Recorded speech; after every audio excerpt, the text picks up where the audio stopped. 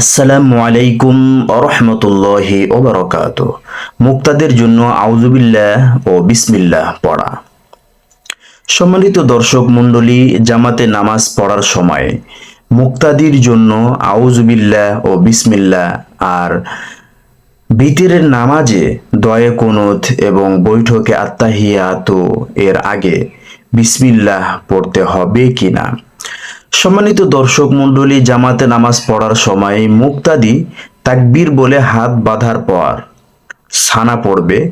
এরপর আউযুবিল্লাহ এবং বিসমিল্লাহ কোনোটাই পড়বে না। বেতেরের নামাজে দোয়া কুনুত এর শুরুতে এবং বৈঠকে আত্তাহিয়াতু পড়ার আগে বিসমিল্লাহ পড়বে না, এটাই উত্তম। একাকী নামাজ পড়ার সময় সানা পড়ার পর আউযুবিল্লাহ ও বিসমিল্লাহ পূর্ণ পড়বে, তারপর সূরা ফাতিহা শুরু করবে।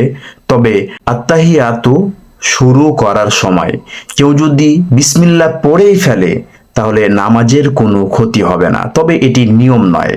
শুধু কেরাতের শুরুতে আউযুবিল্লাহ এবং বিসমিল্লাহ একাকী নামাজ পড়লে পড়বে। আর যদি জামাতবদ্ধ হয়ে পড়ে তাহলে ইমাম যেহেতু কেরাত পড়বে তাই ইমাম আউযুবিল্লাহ এবং বিসমিল্লাহ পড়বে, মুক্তাদি আউযুবিল্লাহ বিসমিল্লাহ কোনোটি পড়বে না। সম্মানিত দর্শক মণ্ডলী, আশা করি বিষয়টি ক্লিয়ার ভাবে আপনারা বুঝতে পেরেছেন। আসসালামু আলাইকুম ওয়া রাহমাতুল্লাহি ওয়া বারাকাতুহু।